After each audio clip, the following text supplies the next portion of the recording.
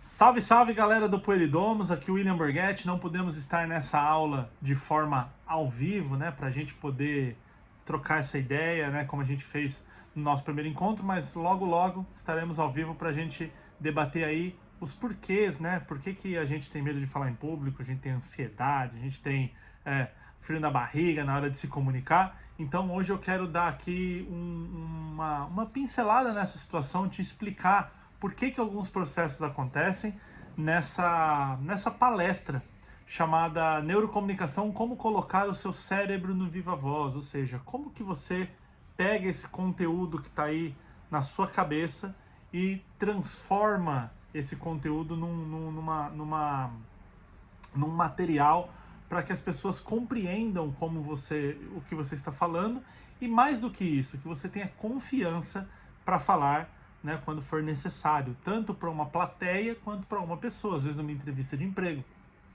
às vezes para falar com alguma liderança, com algum professor, falar com os pais, apresentar trabalhos na escola. Então, tudo isso que envolve a questão da comunicação, eu quero abordar com você aqui, te explicar alguns processos e, obviamente, te dar ferramentas para que você possa utilizar aí na sua comunicação.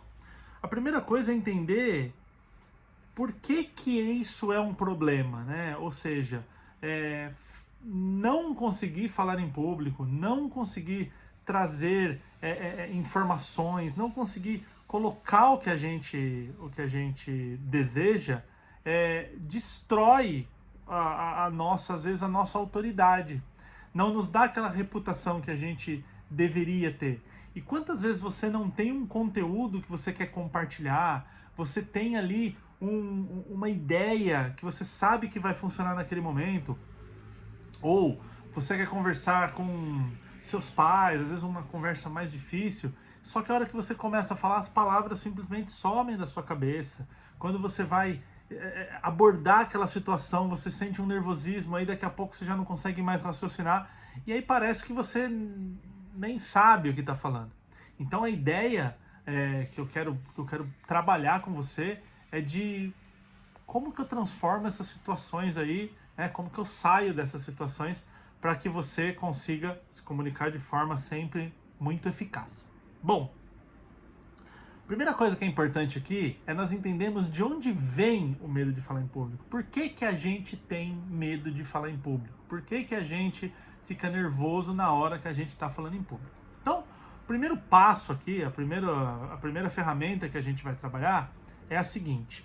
Eu quero te convidar a fazer uma viagem no tempo. A gente vai fazer uma viagem no tempo aqui, tá? Então a viagem no tempo ela vai funcionar daqui para mais ou menos 200 mil anos, tá? Onde estavam começando a ser povoados aí os primeiros Homo sapiens da Terra, né? Então essa nossa espécie Homo sapiens era onde ela estava começando a habitar a Terra, mais ou menos 200 mil anos.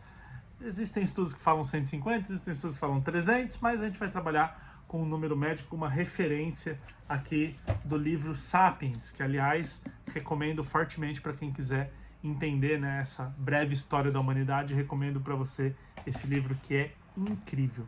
Bom, então considerando o número de 200 mil anos, os primeiros fósseis do Homo sapiens dão ideia de que a gente começou a povoar a Terra a partir de onde hoje é o Quênia, né, do leste da África. E o ser humano, olha que interessante, né? O ser humano, ele é um bicho na natureza muito frágil. Ele é um bicho que ele não nada bem, ele não corre bem, ele não sobe na árvore bem, né? Ele não é o mais forte. Então a gente é um bicho bem meia boca na natureza. E aí o que acontece? O fato da gente não ser forte, veloz, nadador, o fato da gente não fazer tudo isso muito bem, nos coloca numa posição de fragilidade na natureza. Ou seja, eu tô ali na natureza, eu faço parte daquele meio ambiente, mas eu sou um bicho muito frágil ali. Então o ser humano sozinho, ele acaba correndo muitos riscos dos predadores e tudo mais.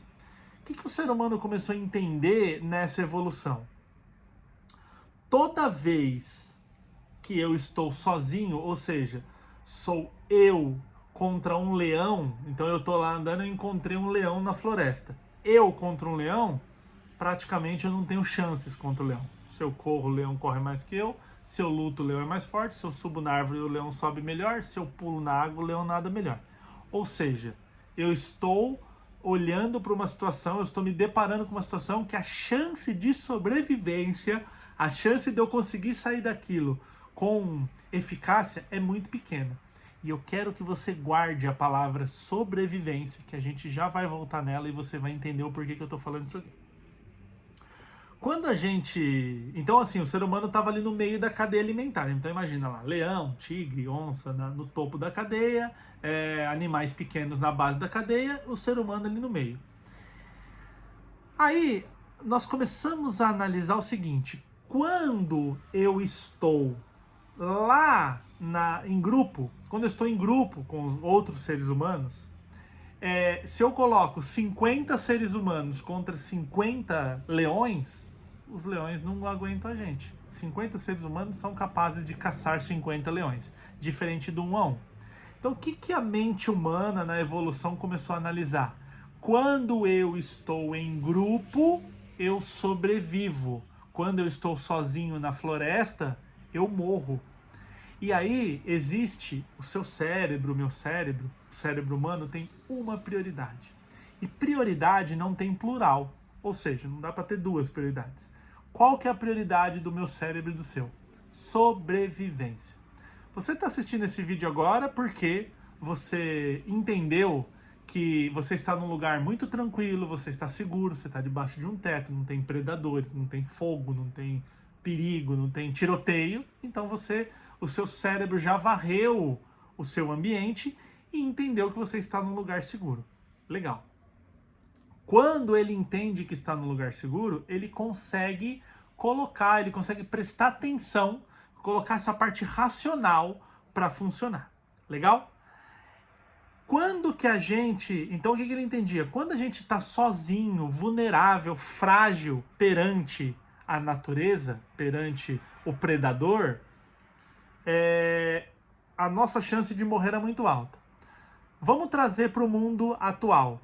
Quando é no mundo atual que a gente está lá sozinho, sendo visto pelos predadores, por um monte de gente olhando ali pra gente? Quando a gente está falando em público. Então, olha que análise interessante. Quando eu estava em grupo, eu sobrevivia. Quando eu não estava em grupo, estava sozinho, eu não conseguia sobreviver. O que passou a ser muito importante na nossa evolução? O que as pessoas do meu grupo acham de mim, porque se essas pessoas do meu grupo me rejeitassem, eu viraria comida de leão, eu ficaria sozinho na floresta. E os bandos andavam, não tinham vários bandos que eu podia assim, não vou andar nesse, vou andar no outro, vou andar no outro. Não, o bando, ele era o caçador-coletor, né? Ou seja, ele ficava andando, coletando frutas, legumes ali e caçando pequenos animais, e ele entrando na floresta e fazendo esse processo. E aí, ser aceito por esse grupo estava intimamente ligado à minha sobrevivência. Se esse grupo me largasse na floresta sozinho, provavelmente eu iria morrer. Então, o que começou a acontecer? As pessoas que não ligaram para isso, eu não quero saber de ser aceito, eu sou eu, e eu não quero saber de ser aceito. Essa pessoa provavelmente morreu na floresta. Quem ficou com medo, sobreviveu. Quem ficou falando, eu tô preocupado com o que aquela pessoa pensa de mim, sobreviveu. O que aconteceu? Essas pessoas se reproduziram. Ou seja, nós somos descendentes dos medrosos. As pessoas que tiveram medo, as pessoas que ficaram preocupadas se o grupo era importante, essas pessoas sobreviveram e se reproduziram. Quem não ligou para isso, morreu e não se reproduziu. Ou seja, saber o que o grupo acha de mim é extremamente importante para minha sobrevivência. Isso faz sentido nos dias de hoje? Não. Só que a gente tem que lembrar que a maquininha que era utilizada há 200 mil anos atrás é a mesma que é utilizada hoje. Obviamente que os leões foram substituídos por boletos, né? O risco de morrer numa caça se transformou no risco de morrer num assalto, num acidente de carro. o mundo mudou, mas o cérebro foi o cérebro projetado para viver naquele ambiente. Tanto que se a gente entrar nas questões, por exemplo, comida, né? Então, o ser humano precisava sentir fome e aumentar o nível de dopamina para ele buscar comida, porque comida era rara. Então, para você manter as 2.000 quilocalorias que um ser humano depende hoje para sobreviver por dia, ele tinha que ir atrás, ele tinha que ter muita motivação. Por isso a fome sobe essa dopamina.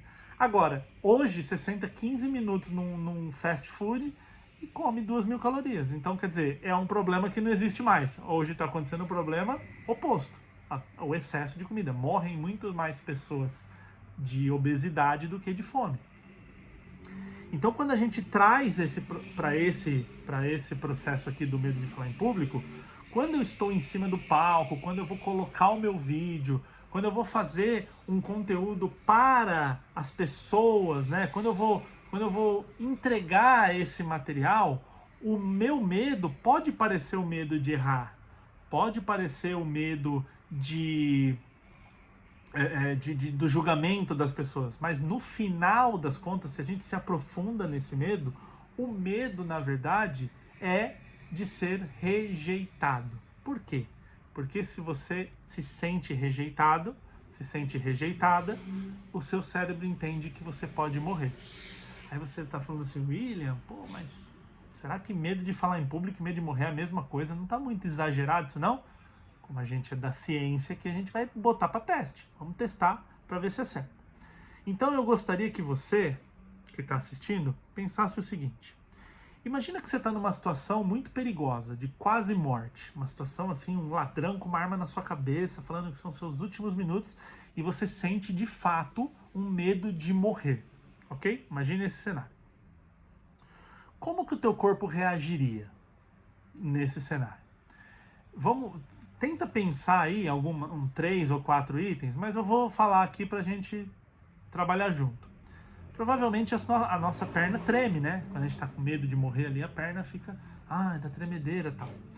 Quando a gente tá com muito medo, a nossa boca seca, né? Fica um negócio estranho assim, a boca seca.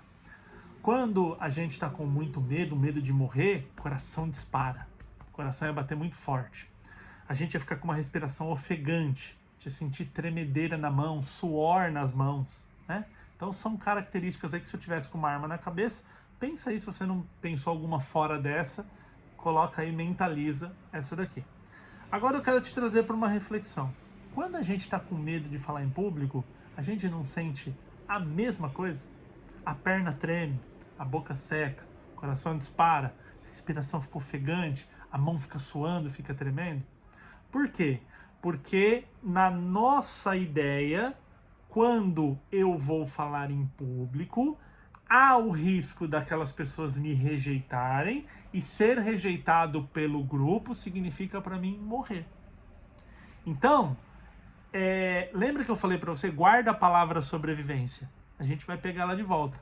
A nossa prioridade é sobreviver. E prioridade não tem plural, não dá para ter duas prioridades. Enquanto você não aquietar o teu modo de sobrevivência, você não vai conseguir raciocinar em outra coisa. Toda vez que a gente entra num modo de sobrevivência, o que acontece? A gente acaba caindo naquela situação de olhar para si mesmo. Então você está lá num prédio pegando fogo, começou a tocar alarme, incêndio e tal. O que você vai pensar? Como que eu saio desse lugar? Como que eu vou embora daqui? Como que eu saio daqui e me livro desse problema? Então, automaticamente, quando eu entro no meu estado de sobrevivência, eu ativo o meu estado de egoísmo. Nossa, William, mas a gente veio aqui para assistir uma aula e você está chamando a gente de egoísta? Você está falando que a gente é egoísta? Não, de forma alguma. A gente está egoísta. Por isso que, inclusive, a própria psicologia fala nos estados de ego. Por quê? A gente está egoísta. Vamos entender o que é egoísmo? Na língua portuguesa, a palavra ego significa eu. Vem do latim e do grego, que significa eu, né? Você vai lá nos pronomes em latim, nos pronomes em grego, ego significa eu. Ismo na língua portuguesa, o sufixo ismo, significa relativo a. Então, por exemplo, empreendedorismo é o relativo ao empreendedor. Catolicismo, relativo ao católico. Patriotismo, relativo à pátria. Egoísmo, relativo a mim. Então, quando eu estou nesse estado, estou no estado, não ficou bom, né? Quando eu fico nesse estado de egoísmo, eu só consigo pensar em mim. Quero fazer mais um exercício com você. Aquele 1 minuto antes de você entrar no palco, de você fazer o vídeo, de você apresentar o trabalho, quais são as ideias que passam na sua cabeça? Pelas experiências de perguntas que eu já fiz dessa para outros alunos, normalmente passa na cabeça da pessoa o seguinte: eu vou errar, eu posso esquecer, eu posso falar besteira, as pessoas podem rir de mim, eu posso não ser suficiente, eu posso não ser bom o suficiente. Olha quanto eu. E aí a gente esquece da pessoa mais importante da nossa apresentação, que não é a gente, é quem está nos assistindo. Aquela pessoa que está nos assistindo é a pessoa mais importante que tem, é a pessoa mais importante que existe. Então, quando eu coloco o meu foco no outro, eu saio do estado de egoísmo, vão rir de mim, eu vou errar, vão caçoar de mim, eu vou falar besteira, eu saio do eu e vou para o altruísmo. Voltando lá na etimologia, na origem das palavras, altruísmo, relativo ao outro. Altru em latim significa outro. Então, altruísmo significa relativo ao outro. Então, quando eu tenho o meu conhecimento e contribuo com outra pessoa, o que acontece? Eu sinto mais coragem. Eu falo assim, nossa, agora eu senti muita coragem, agora sim, porque eu estou contribuindo. Imagine que agora eu te convidasse para que a gente fosse até um asilo, um orfanato, e nós levássemos 50 cestas básicas. Você se sentiria inseguro? Você pensaria assim, será que as pessoas que estão lá no orfanato ou no asilo vão me rejeitar? Vão falar, eu não quero essa cesta básica, eu não quero essa ajuda? Dificilmente isso aconteceria. Então, quando a gente está contribuindo com alguém, a nossa coragem eleva. Por quê? Vamos voltar lá no grupo. Quando eu estava fazendo parte do grupo e contribuía com as pessoas, a chance de eu ser rejeitado era muito pequena, porque eu sou importante para aquele grupo. Imagina que você tem no grupo uma pessoa que caça. Como que você vai falar, essa pessoa não é mais importante, tira ela do grupo? Não, ela caça, ela tem a importância. Uma pessoa caça, uma pessoa cuida da cria, uma pessoa vai colher frutas e legumes, uma pessoa aquece a caverna. Então, cada um que faz alguma coisa se sente parte daquele grupo, se sente parte daquele lugar. Por isso que contribuir... Desculpa, gente, deu uma soluçada aqui. Por isso que contribuir é extremamente importante para a tua coragem, para você se sentir alguém importante. E aí, quando você se considera parte daquele grupo, você se sente bem, sente corajoso para poder expressar aquilo que você sente. Então, o primeiro ponto aqui é você diferenciar se você está no estado de egoísmo, olhando para você, ou se você está no estado de olhando para o outro. E aí, eu quero te trazer 4 passos para que você coloque já em prática e comece a medir se isso tem eficácia, se isso contribui na sua vida. O passo número 1 é: controle o seu ego. Não é sobre você. As pessoas não estão saindo da casa delas para ir lá e julgar você. Tipo, deixa eu ver se o William fala mesmo bem que eu vou ficar julgando ele. As pessoas estão torcendo para você ir bem na apresentação. Por quê? Porque elas são bondosas e o mundo é cheio de alecrim dourado? Não. As pessoas estão torcendo para você ir bem, porque se você for bem, quem está te assistindo vai ter vantagem. Então, se eu for bem aqui nesse vídeo, você tem vantagem. Agora, se eu não for bem, se eu falar um monte de besteira, quem está torcendo assim, tomara eu vou assistir um monte de aula do William e tomara que ele só fale um monte de coisa errada. Não faz sentido isso. Você inconscientemente está torcendo para eu ir bem, porque se eu trouxer uma informação importante, você é beneficiado. Então a gente usa essa coisa do ser humano de olhar para si mesmo do lado bom, do lado positivo. Então, as pessoas sim estão torcendo por você. Elas querem que você vá bem.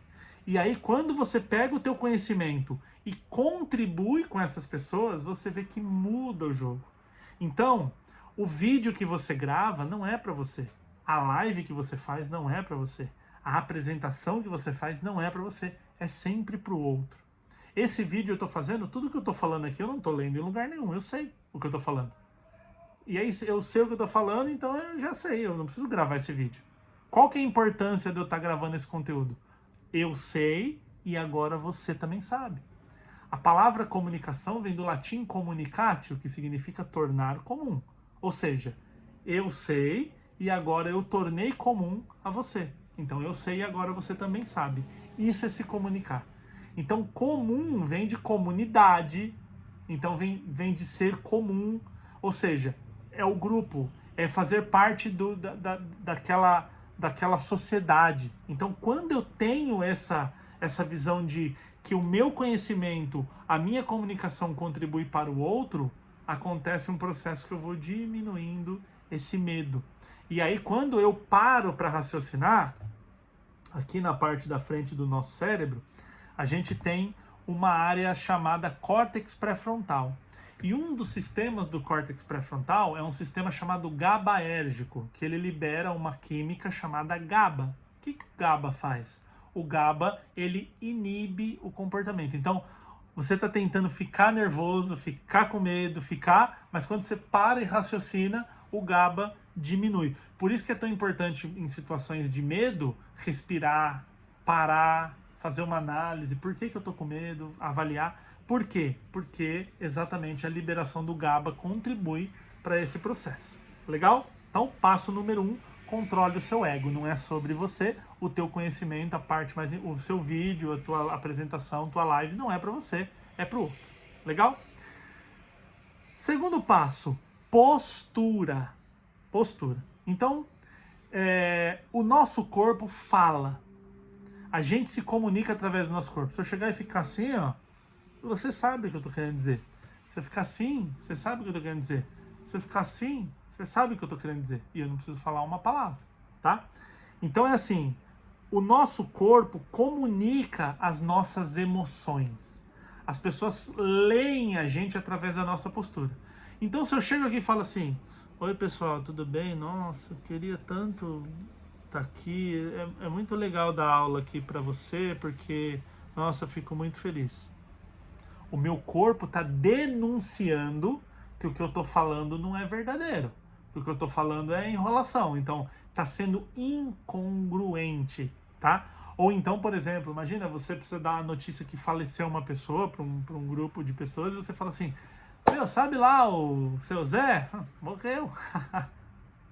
É incongruente o texto com a forma com que você se mostra, tá?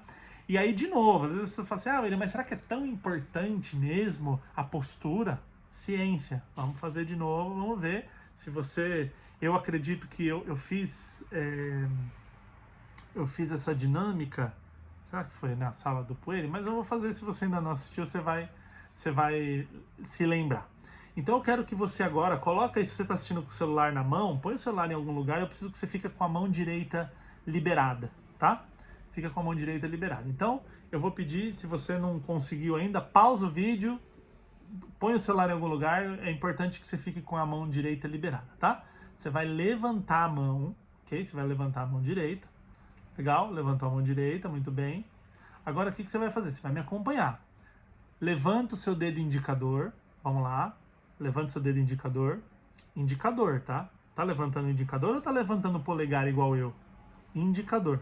Como eu não tô te vendo, eu vou esperar a tua total sinceridade. Escreve aqui nos comentários se você levantou o indicador ou levantou o polegar, tá? para você ver, eu tô dando um comando dizendo levanta o indicador e tô fazendo outra coisa com o meu corpo. E aí o meu cérebro, quando ele recebe a informação visual e a informação auditiva, na grandíssima maioria das vezes, é muito raro alguém que levanta o indicador. Na grandíssima maioria, as pessoas levantam, elas me copiam. Por quê? Lembra da palavra sobrevivência que eu falei lá no começo? A sobrevivência é importante para o nosso... A gente copiar as pessoas é importante para a nossa sobrevivência. Então, como que eu sei que você é do meu bando? Como que eu sei que você é do meu grupo? A gente se comporta igual. E aí você pode perceber nas culturas do mundo, as pessoas são parecidas, né? Cultura japonesa, cultura europeia, cultura asiática, cultura africana, cultura americana, cultura sul-americana. Então as pessoas meio que se parecem nas regiões que elas moram, porque imagina, por exemplo, uma mulher andando no centro de São Paulo vestida de geisha. Vão achar que é uma brincadeira, uma fantasia, talvez no centro de Tóquio não tenha problema. Entende? Ou, por exemplo, tá todo mundo na praia de biquíni. Se você andar na Avenida Paulista de biquíni, vão te estranhar, de sunga, né?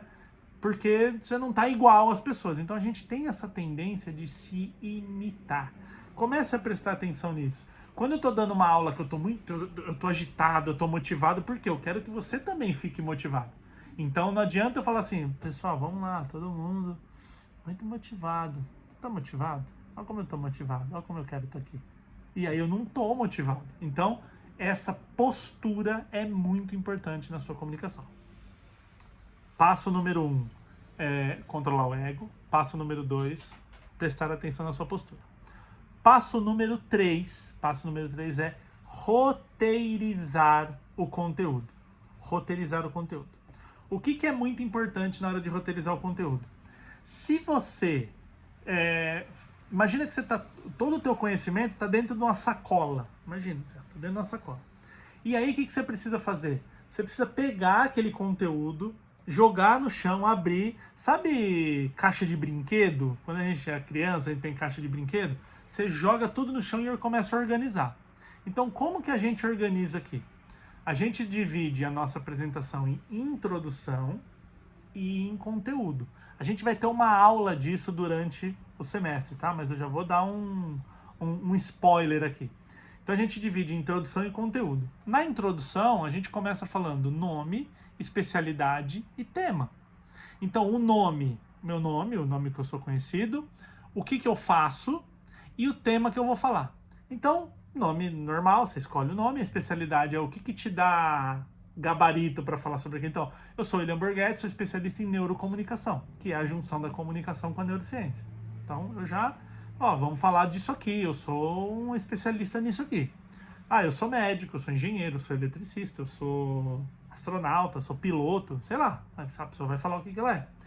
E o tema, sempre positivo, o tema sempre bacana, sempre legal, por quê? Dá emoção, dá vontade de assistir. Por quê? A gente tende a evitar a dor. Então, assim, a pessoa que está acima do peso, ela não quer olhar a balança. A pessoa que está devendo dinheiro, ela não quer olhar no aplicativo do banco. A gente tem uma tendência a fugir do problema. Então, se o tema é, olha, você vai assistir aqui, como a obesidade mata, a pessoa que está acima do peso, ela não quer assistir, fala, não quer nem saber disso aí. Não quer nem ler. Agora, como você pode emagrecer facilmente comendo bem? Ou como emagrecer com saúde em 30 dias? O tema é motivador, é positivo. Então, gostei, quero entender, quero conhecer. Legal? Então, nome, especialidade e tema. Depois a gente vem problema, para falar do problema. Então, só para você não se preocupar, eu vou mandar um PDF junto com essa aula, eu vou mandar um PDF para você com todas essas informações. Então, fica tranquilo, você vai receber tudo aí, vai estar tudo escrito para você, tá? Depois a gente sai do nome, especialidade e tema, eu vou para um problema. Por quê? Eu toco na dor. Então, por exemplo, eu vou falar do medo de falar em público, eu vou falar assim, eu sei que você, lembra lá no começo que eu falei? Eu sei que você às vezes vai falar com seus pais, por exemplo, e as palavras não saem. E aí parece que você embolou tudo, sumiu as palavras da sua cabeça. Eu tocando no problema. Por quê? Quando eu falo do seu problema, a gente se conecta. É uma ferramenta muito importante falar do problema. Legal? Então, primeira coisa, problema, depois você vai explicar a causa do problema. Por que esse problema acontece? Por que tem esse problema? Então, primeiro eu falo o problema e depois eu explico o porquê da causa do problema. Por que é importante falar da causa? Porque eleva a minha autoridade. Então, quando eu falo para você de onde vem o teu problema, você olha para mim como, esse cara sabe. De onde vem o medo de falar em público? Tem lá o homem da caverna, Homo sapiens, a necessidade de ser aceito pelo grupo, etc, etc. Então, quando você explica de onde vem, eleva a tua autoridade. Imagina que você está com uma dor de cabeça e uma dor assim nos olhos tal, e vai no médico. Aí o médico fala, isso aí é sinusite. Então, assim, ele não resolveu o teu problema, mas você já fala, o médico é bom, descobriu o meu problema. Falou a causa dessa dor. Então, tipo, a dor, o olho lacrimejando é um efeito. Qual que é a causa disso? A causa disso é a sinusite. Entende? Então, falar da causa eleva e aí vem a solução. Aí você vai dar a solução em 3 passos. Então, por exemplo, eu vou te falar assim, como você fala em 4 passos para você falar em público. Olha o que eu estou fazendo aqui.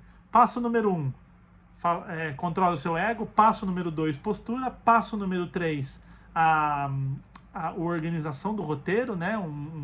Uma organização aqui para você colocar o teu conteúdo dentro de um roteiro. E o quarto que eu vou falar daqui a pouco. Então, você fala nome, especialidade, tema, problema, causa e solução. Isso vai ajudar você a organizar muito e, como eu te disse, fica tranquilo que nós teremos uma aula sobre isso e você vai receber um PDF junto com essa aula para você olhar o processo. Então, não precisa ficar preocupado em anotar, tudo vai estar tudo lá num PDF, tem uns quadrinhos para você anotar, vai estar tudo certo lá. Legal? E o quarto e último passo, não menos importante, repetição. Existe uma teoria na neurociência que diz o seguinte, neurônios que disparam juntos fortalecem juntos. Então, um conjunto de neurônios, que é chamado engrama, quando você dispara ele ganha é igual fazer um exercício. Imagina que quando você dispara um neurônio, é como se você fosse na academia lá e fizesse uma barra. Aí você dispara de novo, você vai lá e fez mais um. Se você dispara muito, você vai ficar com o braço fortão. Se você dispara pouco, você vai ficar fraquinho.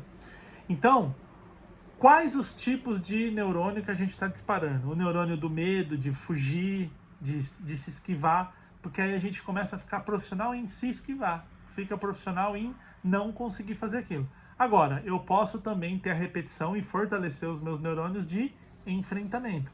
Então, por exemplo, você que apresentou lá na primeira aula, você estava com medo, estava ansioso, estava ansiosa, estava com vergonha, mas você foi lá e enfrentou aquele medo. Foi lá e deu mais um passo. Então, a repetição, e acredita em mim, no começo dos processos, de qualquer coisa que você esteja aprendendo, recorrência é melhor que excelência.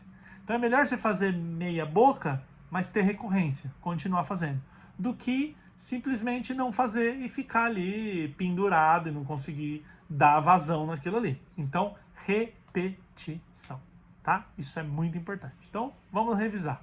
Primeiro passo, controlar o seu ego. Segundo passo, uma boa postura. Terceiro passo, a organização do seu discurso, um roteiro. E quarto passo, repetição. Então, com esse conteúdo, eu espero ter substituído a altura, né, de não estarmos ao vivo, mas que você com esse conteúdo consiga ter reflexões, coloque essas 4 ferramentas em prática, porque elas são muito importantes serem colocadas em prática. Comunicação não acontece na teoria, comunicação é igual a nadar. Imagina que você lê um livro de como nadar, põe um braço, põe o outro, bate a perna, respira e tal. Só leu no livro, pulou na água, morreu afogado. Não dá para aprender a nadar num livro. Comunicação tem essa parte teórica, mas é 10%, 90% é ir lá e botar na prática, participar, que é muito importante. Legal? Então, comenta aqui o que você achou, que parte você achou mais importante, o que foi mais legal. É muito importante que você diga a sua percepção sobre isso, porque aí cada vez mais eu me aprofundo no assunto que for importante para você. Legal? Uma pena não estarmos aí juntos dessa vez, mas na próxima aula a gente vai estar, a gente vai bater um papo e tenho certeza que vai ser muito legal. Obrigado por estar até aqui, foi um grande prazer e nos vemos em breve. Valeu!